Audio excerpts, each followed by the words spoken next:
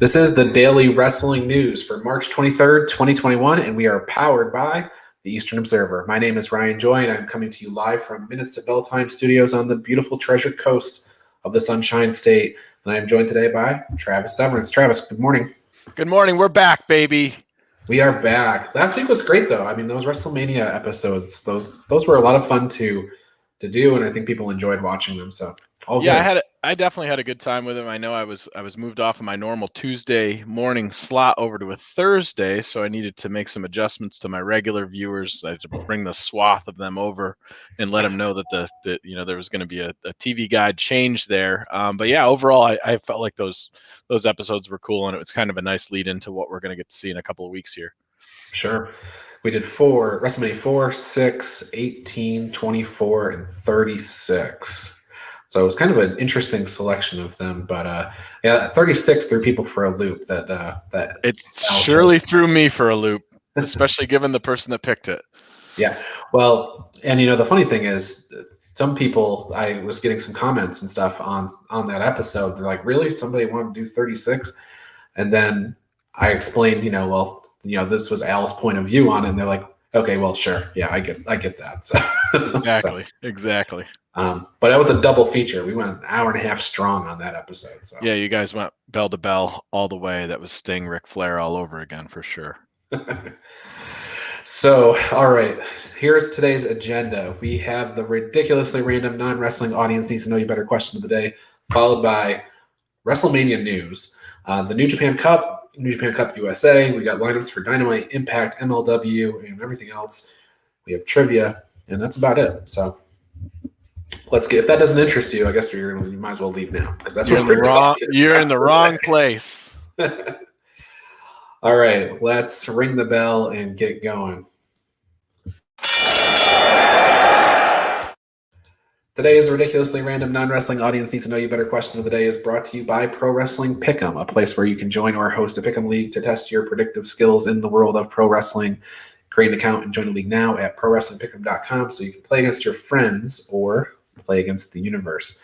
I'm about 20 points behind in the Essential Wrestling Podcast league, and I would really like to make those points up before we get to WrestleMania. But the WrestleMania main events are worth 50 points, so it's anybody's ball game at this point. Holy cow! Yeah, that's a big deal. So today's ridiculously random question is going to be: what was the last trip you took before COVID?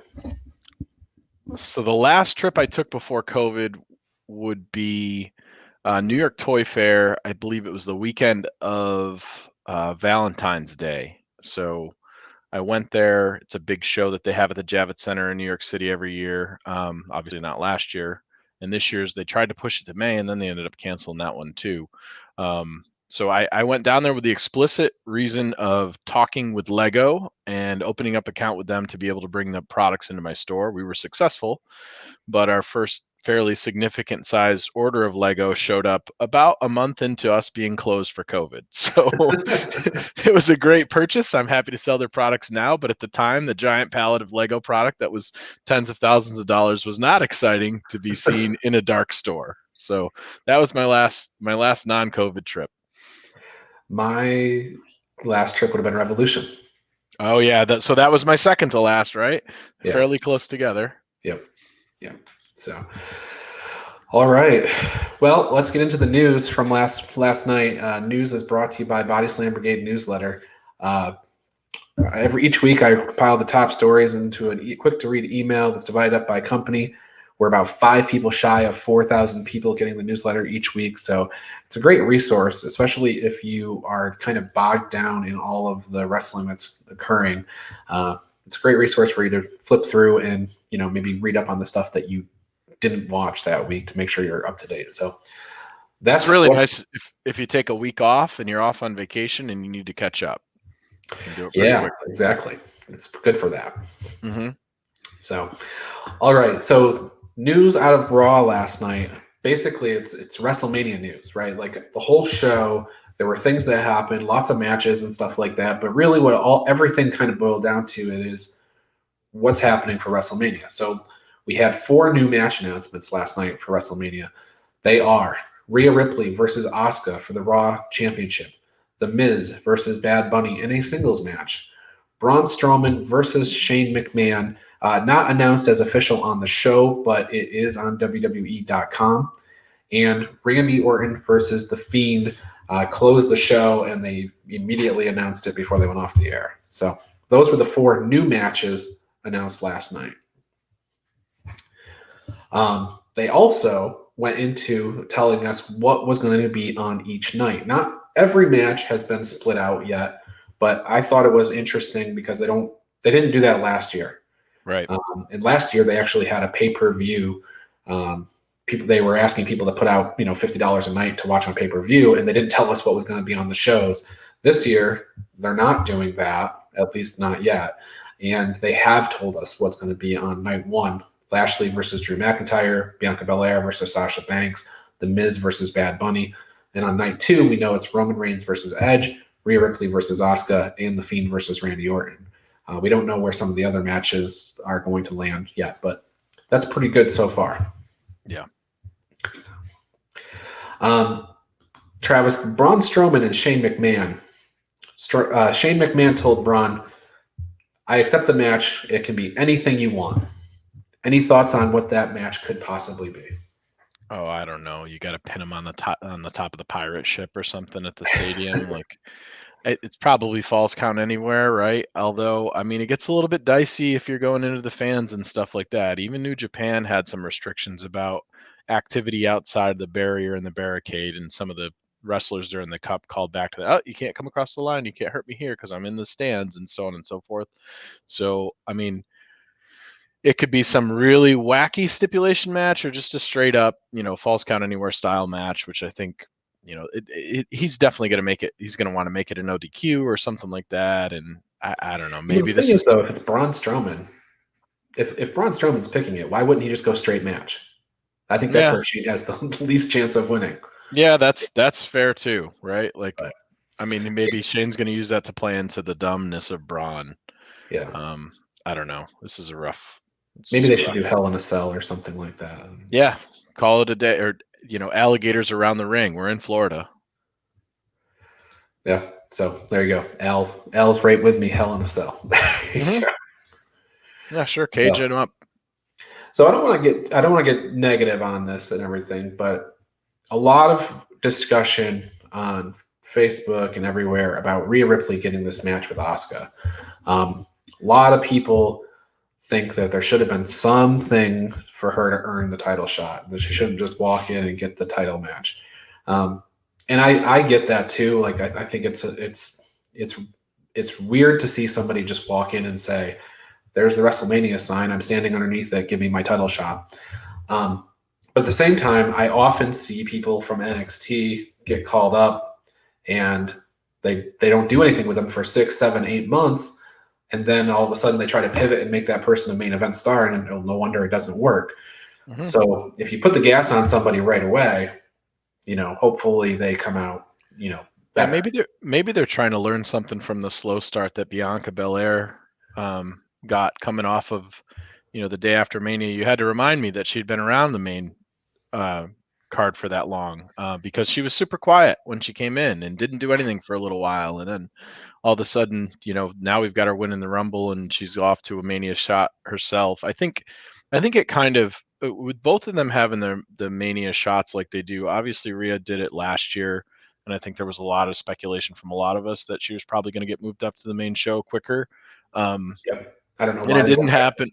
Actually, it didn't feel like she was. It felt like she lost a lot of steam that she had going back to NXT, and she didn't really accomplish much in that time while she was down there. That was anything, super big or building off another character or anything like that. Like, the Raquel Gonzalez stuff was obviously, interesting towards the end, but I think it speaks to kind of some of the staleness in the division, right? We've got all kinds of top girls that have wrestled each other multiple times. Mm-hmm. And if you want something for Mania that looks a little bit different, Ripley and Belair being featured in the main, like, we'll see what they got. I think it's a rough spot for Ripley. I don't know. I felt a little bit like, even though some of the story from last night developed out of the Fastlane pay-per-view, it felt a bit like a throwaway for me, where they could have planted some more seeds, or they could have given her at least a match there. Yeah. as her go into it. And I mean, obviously, we're not at Mania yet. We've got a couple weeks to go and stuff like that. Maybe we'll see her get a couple of different contests between then and now. But I think it's, the women's division, which was a huge strength of WWE, has kind of been a little bit of a mixed disaster between different things like that, and talent going away and talent coming back and COVID and different stuff. So I think it's due for kind of a reset and a shakeup, and maybe that's what Ripley and Bianca are going to kind of bring to it as well. I still think it's the strongest women's division out there, and I think Sure. the only issue I would say is it's a bit fragmented in the sense that you've got really solid talent on SmackDown and on Raw, and that's an initial split there. And then you have the tag division too. So then you have Nia Jax and Shayna kind of as a tandem that's really not going to get involved much singles competition, even though Nia just had a SmackDown championship match. But yeah, it gets a little bit fragmented, and then you have the whole NXT roster, which also has a really strong women's division, and they're going to inject a whole bunch, 4, 5, 6 new talented women that they've recruited in the last few months. I assume that'll come in after WrestleMania or whatever. But Sure.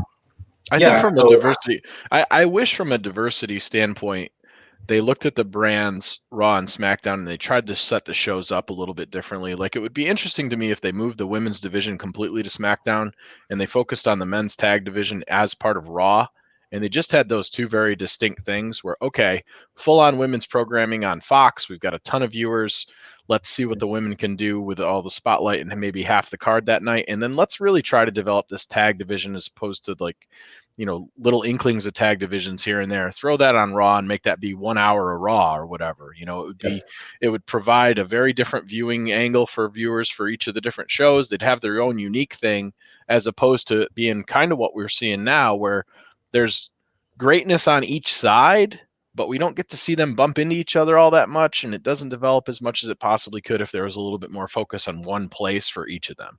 yeah, the tag division is a good point. You brought that up, and it's kind of the same thing. You've got about maybe three teams on each brand, Right? and it's hard that you're passing the belts around. So it's another interesting thing is I didn't hear as much backlash about almost getting a tag team title match in the first right off the bat, but anyway, so that's WrestleMania updates for the week. So let's transition into some other stuff because there's still so much more to talk about that's happening this week and that happened last week that are kind of in our wheelhouse. So actually, before we do, 20 years ago today, do you know what happened 20 years ago today, March 23rd, 2001? I have the press release out of Stamford, Connecticut. World Wrestling Federation Entertainment, Inc. today announced its purchase of the World Championship Wrestling brand from Turner Broadcasting System, a division of AOL Time Warner. So not really a news story for today, but a news story from 20 years ago that I thought was pretty interesting. It was a big deal back then for sure. And if you had the time, or if you cared about it, and you listened to 83 Weeks with Bischoff and Conrad Thompson, he talks about sort of seeing the writing on the wall when the Time Warner AOL merger occurred and the change of what he was dealing with his brand and with his product, with the switch that was occurring. And there was a time when he wanted to walk away and he didn't, and he stuck it out, and things got worse and worse and worse and worse. So when this happened, it wasn't a surprise to him or anything. And like, the show itself had deteriorated a lot by the time that this thing ended up happening, which, when you're squeezed with resources as opposed to being flush with resources and have the ability to control your own destiny as a business, that's what's going to happen. There's just so much you can do to try to salvage stuff. So yeah, definitely a big deal back then. Interesting to see Shane show up on the last Nitro, and they kind of move forward with that. And it was, a bit of a dud early on, but so interesting. You brought up Eric Bischoff. That's a big news story. It came up last week. Eric Bischoff, I would think, aside from me and maybe you, he's probably your number one favorite podcasting personality in wrestling, isn't he? Oh yeah, I like Eric a lot. Yeah, so the part that Eric gives you that's interesting to me as a business owner on that show is he gives you the insight of the dollars and cents of it. and he'll shoot on it and talk about the reality of it. And he has no problem calling out other people, because it's interesting. All of us have our own speculation on what's going on in the business, but we don't really have the accounting in front of us, and we don't know what the advertisers are outside of maybe getting on the investor call or whatever to see what the motivation is for what they do. And sometimes storylines are motivated just based on advertisers. It's a sad thing to say, but it's not always the fans, and it's not always built for the fans. It's built for the companies that they're trying to attract to promote their products on that show. So that's how we see some of the talent that ends up getting featured. I would actually say most often, I would assume that wrestling is not booked for the fans that they have, but for the fans that they might acquire.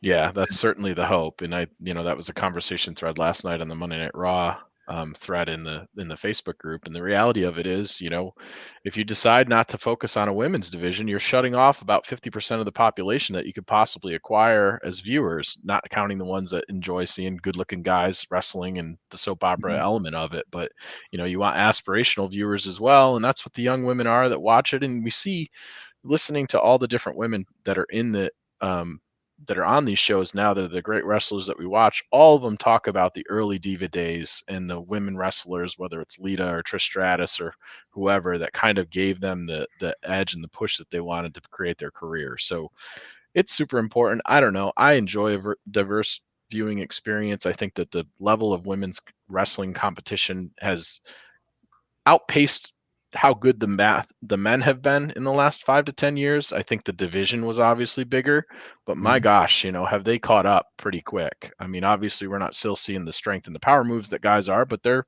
50 or 60 pounds lighter, sometimes more. So you're going to see a different presentation, but overall women's wrestling has made leaps and bounds from where it was, back in those early Diva Day bra and panty match type stuff for sure. Well, across the pond, over in Japan, Will Ospreay has won the New Japan Cup, and he defeated Shingo Takagi in the final. So it's kind of a rivalry that transcends divisions, right? They feuded a little bit, and not really feuded, so to speak, but just they had high-profile matches in the junior division. This is a high-profile match in the heavyweight division. Ospreay is the winner. He's going to go on to face Kota Ibushi on April 4th. For the IWGP World Heavyweight Championship. They still don't have a belt. They still carry around the 2 belts. But yeah, I mean, overall, great cup.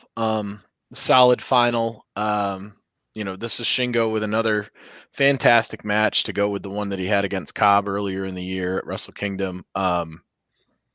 Ospreay, this is a nice big push for him, where United Empire kind of started out a little bit slow. So this is certainly a nice profile spot for him to be in, as well as the other members. It's nice to have that big giant cup to carry around and stuff. I was caught off guard that he decided to give Bea Priestley a cutter. That was weird.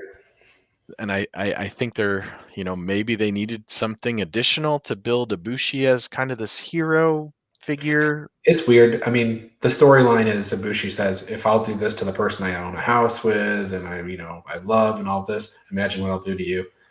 It's a weird situation because in New Japan you don't get a lot of interview time and don't have a lot of story build time. So when they do something like this, it's very jarring, I guess. And so they are hardly established as a couple, really. Right. You don't see that kind of thing happen as often, right? Usually we've got after-match stuff, and then we've got some theatrics in the post-match interviews that we end up seeing where the story kind of plays out. And then in the ring, obviously, there's a lot of they do some of the best storytelling in the world in the ring.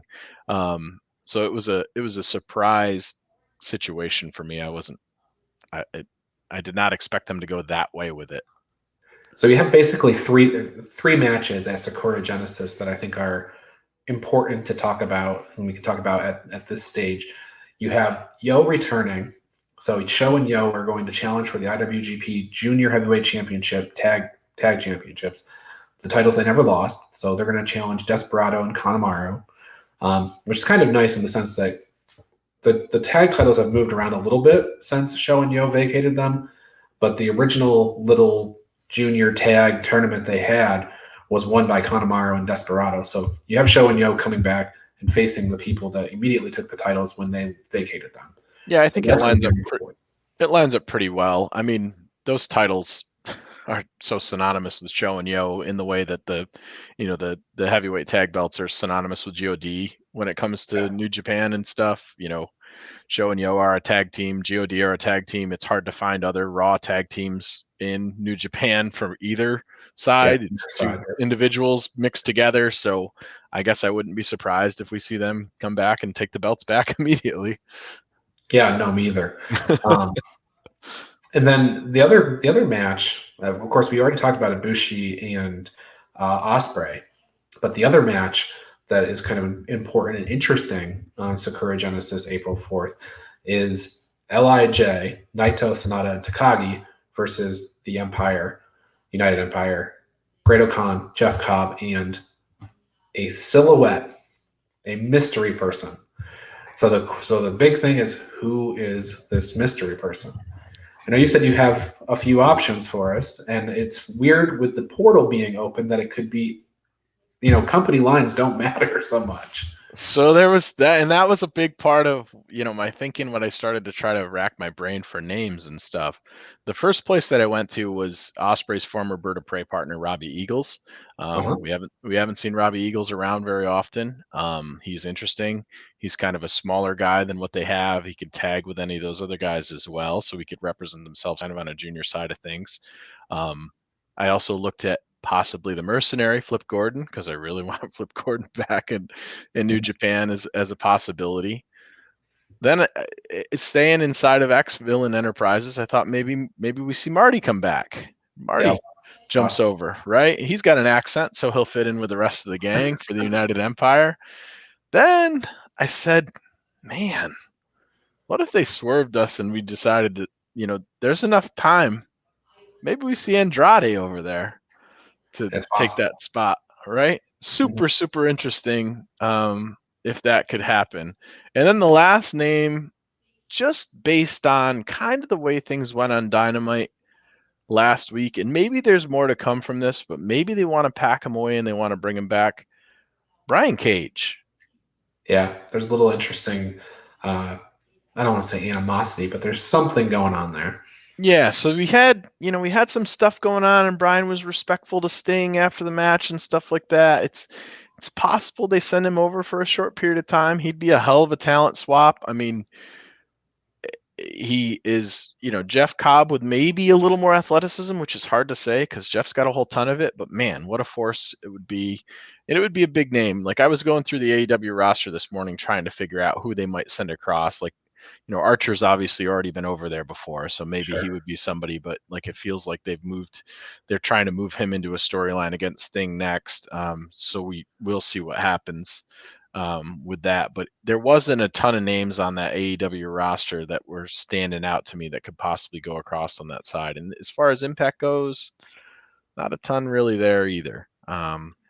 So I'll be perfectly happy to be surprised. Yeah. Marty Scurll, that name kind of sticks out a little bit to me in the ones that you mentioned. He was going to debut on New Japan Strong, but they pulled him because there was a little bit of backlash. For whatever reason, in Japan, they seem to be able to get away with things a little bit more. Like, the speaking out stuff doesn't seem to have impacted them as much.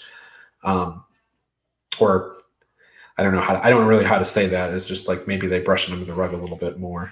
Sure. The other name that's out there is Michael Elgin. He's been kind of, I've seen some social media posts in the last couple of days, of him, getting in shape and stuff. And he's a former New Japan guy. So, yeah, I forgot all about him. And, he's a good name as well. Somebody who got caught in the speaking out movement. So correct. Yeah. And who was the older guy that was on the All In pay-per-view? Kind of a mid-sized guy with the gray hair. I don't know. The name's missing me, but he would be Jericho. No, there you go. All right, we'll take some Jericho up there for sure.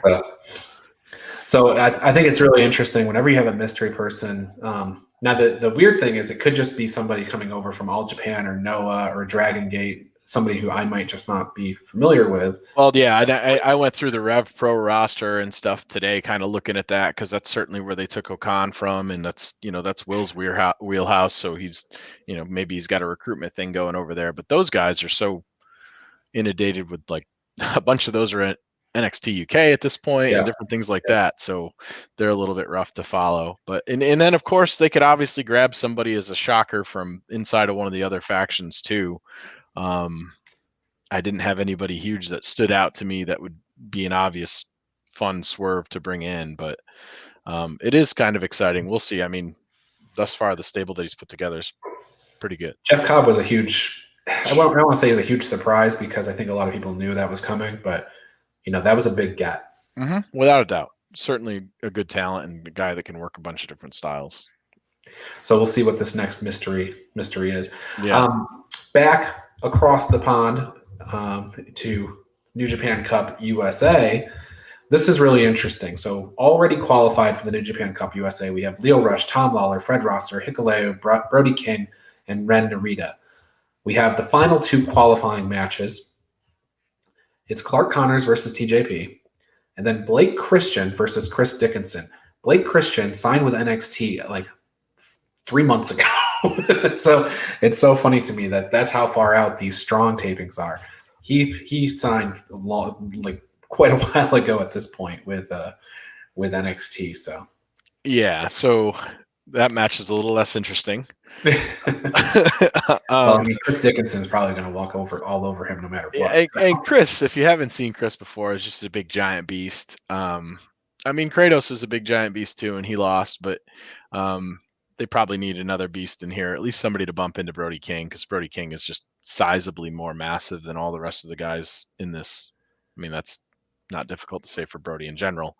And TJP, Clark Connors is like, Adam Page's doppelganger as far as looks go and stuff, and TJP is really good. So that should round up a great 8 people. Well, the interesting thing is, like, we have a tournament announced, and we know it's going to be an 8-person tournament, and then so you have qualifying matches to determine the 8 people. Isn't that just a 16-person tournament? It is kind of just a 16-person bracket. Yeah, it was. I guess there's no bracket announced, so they could shuffle things around however they need to, but. Yeah, I was kind of hoping that, halfway through we'd start to see the bracket for them, but they haven't put up any kind of bracket, and yeah, I think that could be part of it for sure. Yeah. But interesting, like, there's not a slouch out of the 6 that they have so far, and I can't see, Dickinson get added in there, and either Clark Connors or TJP, both are good workers. Probably Clark is a little bit certainly less known than everybody else in the. And the question to ask here is, who do you want to see face Jon Moxley? Tom Lawler is an interesting choice. Chris Dickinson's an interesting choice. Brody King is a really interesting choice, I think. Brody King is somebody that could beat Jon Moxley. Yeah. Hikuleo could probably beat Jon Moxley. I don't see Fred Rosser doing it necessarily. Tom Lawler gets really interesting because he's like muddy in the waters with MLW stuff and this, and they've certainly billed Tom as kind of the heel faction head.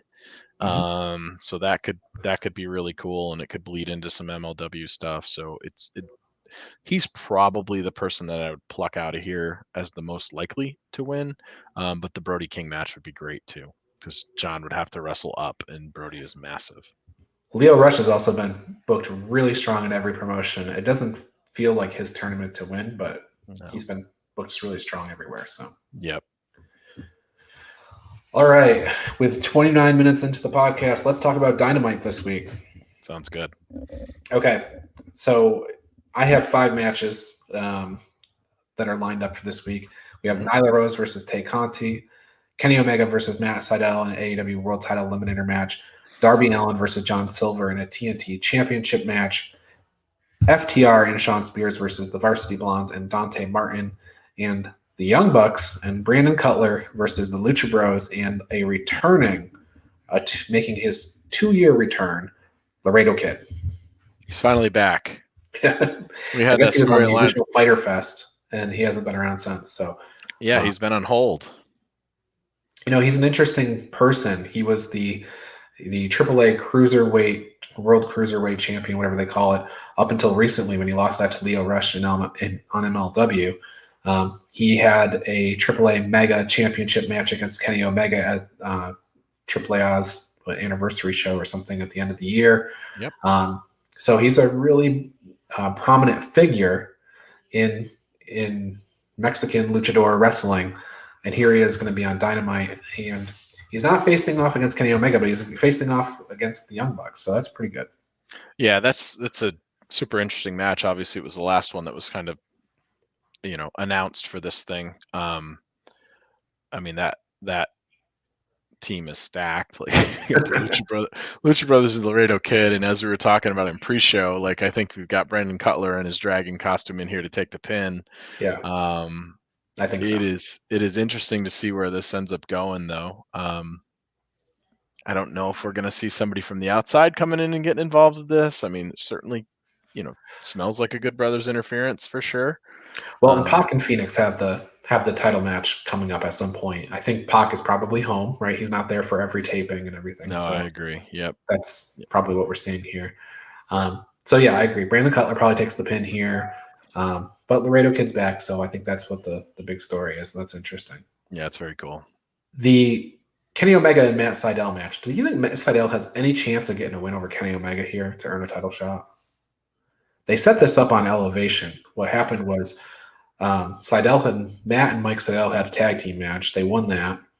They're in the back, and Kenny Omega told Matt Sydal that he could get a world title match if he beat Nakazawa, and then he made Matt Sydal fight Nakazawa like 20 minutes later. So yeah, so I felt like it was a little tongue in cheeky, kind of pushing against the WWE Elimination Chamber match with Reigns coming out after they were pre-beat. So it felt like it was a little plucky shot at them. Like they've been, taking shots back and forth. The Drew last week with the mention of the, up the fireworks or something like that during his promo stuff felt a little bit cheeky too. So I don't mind the fact that they're kind of loosely jawing back and forth. Hopefully this isn't, I don't really want to see Tony Khan as a character here. I think the stuff that he's doing on Impact is amazing. I love that Tony Khan character, but like, let's just leave it at that. Tony Khan, don't bring him out and be the equalizer or the guy that you love or the guy that you hate or anything like that. Let's not have him too involved.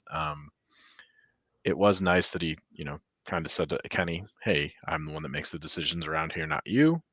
That was nice to put him in his place so that he doesn't feel like he's going out of control, but I don't want to see him too often on the show, and I hope this isn't them kind of trying that out. Yeah, I think you're right. And I don't think they need to have an authority figure. I think they've gone this far without it, and it's been great. So I agree. The Darby Allin John Silver title match. It sounds like Darby Allin's going to run through the Dark Order based on what the promo was last week. Yeah, I feel like that, and the only two that I could see probably taking that could potentially take the belt off him would be either Cabana or 10, just because of 10's elevation lately and what they've done with him as a character. I guess we could circle it all the way around and we could have Adam Page with that belt, but yeah, that's what I was going to say. I think it takes that's too long of a build to get to Page and Omega, and I think Page and Omega is where we're probably headed this year. At some point, it makes the most sense for him to be the person that looked at taking the belt off him. Maybe he does a TNT run, but if you put the belt on him, then you got to find a good way to take it off him to put him up against Kenny at some point. And I think that's we're headed in that direction at some point. And I think so. I think so too. I think Page is the person who will ultimately beat Omega, but I'm not sure that's anytime soon. I mean, I could see that. I could see that being Revolution next year. I think it's a long way off, especially since they're doing so much interpromotional stuff with Kenny. So. Sure. So maybe he ends up getting the Dynamite belt for a little while and drops it to somebody in some random bad fall or something. On the Kenny Omega side of things, he is going to be on Impact tonight. Him and Don Callis are returning to Impact. Kenny, of course, in April has a match at Rebellion against Rich Swann. It's title versus title. I don't know if it's title for title. That still is not clear to me. But anyway, Kenny Omega will be on Impact tonight. Carl Anderson will face Eddie Edwards. Deonna Purrazzo versus Jazz. Ace Austin versus TJP for the X Division Championship. a sit-down interview with Matt Cardona, and then before the Impact, Tasha Steelz versus Alicia Edwards. So completely loaded Impact show tonight. It'll be interesting to see what we get out of the Kenny Omega appearance there, and whether or not he'll be in the Impact Zone or in the trailer outside. Yeah. NWA Power also returns tonight, 6:05 on Fight TV. Nothing announced for that, which I think that they need to start announcing for NWA Power because they're doing a subscription service and asking people to put out money. I think they need to make match announcements ahead of time. So we'll see if they take my advice. If they don't, it kind of says like I think you're almost trying to fade your talent at that point. Like you need something to promote it, like they had done, last week with the lead in. If you're not announcing talent, I think you're just cutting your recruitment on potential subscribers down a ton, because who wants to pay for it blind? I don't want to. Well, and you have to live off of buzz from the previous episode and hope that it generates something for the next episode without doing match announcements, which is weird. Yeah, and I didn't do anything last week to avoid it, but I certainly didn't see a lot about the results or what happened during the show. I didn't watch the show specifically, but there wasn't, with all the dirt sheets and all the random Facebook pages and all the nonsense that I look at, I didn't actively seek out the results, but it wasn't like anything flashed before my eyes that said, oh, pay attention to Power because this awesome thing happened. So, yeah. Well, we'll see how they do tonight. So, AEW Dark tonight, I only saw 6 matches announced, which seems really small, but they do have that whole Elevation show now. So nothing really interesting except for the fact that Allie, the bunny, is going to be in competition. Good. She hasn't wrestled in a long time. She hasn't wrestled in forever. Facing Jasmine Allure, Jack Evans versus Dante Martin, and some other stuff. So Brian Cage versus Brandon Cutler. Should be close. Yeah, that should be a close one. Probably can't pick the winner there. You know what? They probably only have 6 matches because they're each going to go 30 minutes. Yeah. All right. MLW tomorrow night. Chain rope match. Von Erichs and ACH versus Team Filthy. That's an interesting match. Chain rope. Haven't seen one of those in maybe forever. It's certainly old school Texas/Hawaiian Von Erich style to do something like that. So it's an interesting thing to put forward. They experiment there. So. Oh, I'll tell you, it's Court is not shy to call some kind of weird ass match and see if it sticks. Like variety is nothing they're short on at MLW, that's for sure. No. Also Zenshi versus Gino Medina and Mil Muertes versus Gringo Loco. And then their big show, their theme show, Never Say Never, next week. That's where you've got Fatu versus Tankman for the MLW World Championship, Jordan Oliver versus Simon Gotch, and Myron Reed versus Davari. So that's a Injustice card, right? Because you got Oliver and Reed, and then they kind of adopted Tankman a little bit too. So sort of, yeah. It seems like it falls that way. I don't see Tankman beating Fatu here, but I don't know who's going to beat Fatu. And I do know. I think it's going to be Hammerstone. It's going to be Hammerstone, but Hammerstone's Hammerstone's already got that other belt. You got to get that off of him and stuff like that. So I think it'll be a fan-attended event. I agree with that. I think that he's holding off to make some money on that show for sure. All right, it's trivia time. Hooray.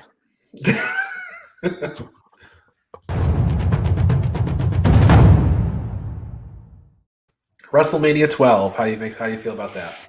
I don't remember it at all. Okay, great. Maybe you will once we get into some of the questions. Yeah, we'll see. It's possible. WrestleMania 12 over there in Anaheim.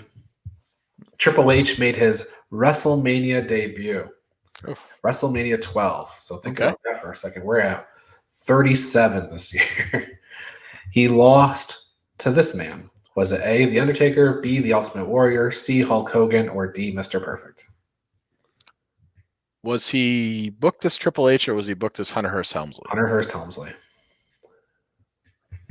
What were the Undertaker, Ultimate Warrior, Hulk Hogan, or Mr. Perfect? Mr. Perfect. It was Ultimate Warrior. Perfect. No, Ultimate Warrior. I know. That's great. Steve Austin made his WrestleMania debut defeating this man. Was it Savio Vega, Randy Savage, Vader, or the British Bulldog? Savio Vega? It was Savio Vega, yes. All One right. for two. Roddy Piper defeated Goldust in what kind of match? Was it A, an evening gown match, B, a Hollywood backlot brawl, C, a Hollywood hangover match, or D, a Hollywood movie mayhem match? Wait a minute. I did the WrestleMania where Roddy Piper retired from WWE, and that was like WrestleMania WrestleMania 3. 3. Yeah, yeah. So what's he doing back on 12? I'm going to say it was a Hollywood backlot brawl. Hollywood backlot brawl is correct against Goldust. He had the whole O.J. Simpson, Jeep Cherokee chase scene in there. Ended in the ring. It kind of ended in an evening gown match. Just It did. It sure did. Bret Hart and Shawn Michaels had an Iron Man match that went 60 minutes without a pinfall. Shawn Michaels would win the match in overtime, but the match was because the match was ordered to continue under sudden death rules by this WWE official. Was it A, Gorilla Monsoon, B, Roddy Piper, C, Jack Tunney, or D, Sergeant Slaughter?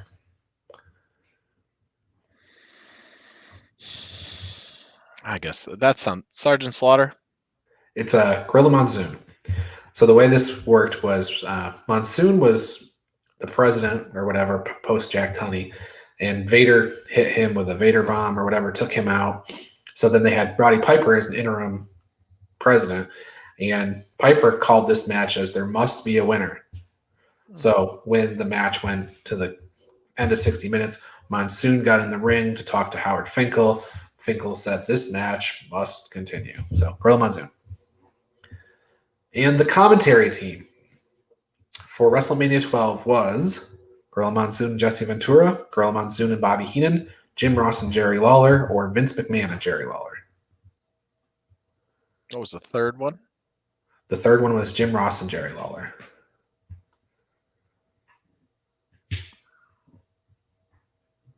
You are 2 for 4 right now. You had Bobby Heenan with Gorilla Monsoon and Jesse Ventura, Gorilla Monsoon and Bobby Heenan, Jim Ross and Jerry Lawler, or Vince McMahon and Jerry Lawler. Vince and Jerry. Vince and Jerry is correct. 3 for 5. Congratulations. I knew it. You knew it. That puts you 12 for 20 for the month. All right. Includes your WrestleMania trivia. So it's a pretty good average for me. Yeah. All right. Well, that's our show for the day. But before we get out of here, I do want to tell people about the Dropkick T-shirt. Dropkick T-shirt is $20. It's a steal of a deal. It already comes in the super soft style with no upcharge for that. No upcharge for extra sizes if you're a 2X or above. You can get it in a bunch of different colors and includes shipping. And it supports me. It supports a local artist. Not a local artist. It supports an independent artist. So definitely pick one up. They're great shirts. I like them a lot. And then also the Prime Time Rundown. Join Joey Jarzanka, Ian Schreier, and Rob DeLuca on Friday nights for the Prime Time Rundown. We take you through the world of sports, and our show kicks off at 6 p.m. on the Eastern Observer. And tonight, between watching Dark and Impact and Power and everything else you're doing, that's the Daily Wrestling News Show.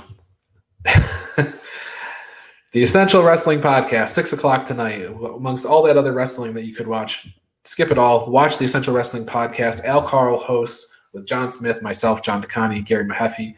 It's another week of updates and highlights in the world of wrestling. Coverage begins at 6 p.m. on the Eastern Observer. That's what I'm watching. Show will return tomorrow at 10 a.m., our normal start time. John DeConi will be here. We'll talk about what happens on Impact tonight and whatever other news comes up between now and then. We'll break it all down here on the Daily Wrestling News Show. We're here every day, Monday through Thursday at 10 a.m. Travis, that's the show. I think we got a T-shirt design kind of that we're mingling about in the background there that the fans should probably be excited about maybe coming down the pipe at some point. It's an interesting another iteration of the design. I have to look at it. It was very good. And yeah, I mean, if you're not watching EWP live and you're tuned into all those other shows that you can catch kind of whenever. I think you're not doing yourself a favor if you want to know the week lineup and the week before and the week to come. The EWP show live, a lot of fun. Get in there, interact, throw some comments down there. Let the guys know how you're feeling about what they have to say, good, bad, or indifferent. The other thing is that you listen to that show, and then when you go talk to your other wrestling friends about point A, point B, about who's going to win the match, you'll have a little bit of input from the EWP crew. Absolutely. Might give you a different reason to pick a certain match a certain way. John Smith can pick those NXT matches like nobody's business. He seems to do really well there. And John DeConnie, he's the point leader. So exactly, big matches. All right, that's our show. We'll catch everybody tomorrow.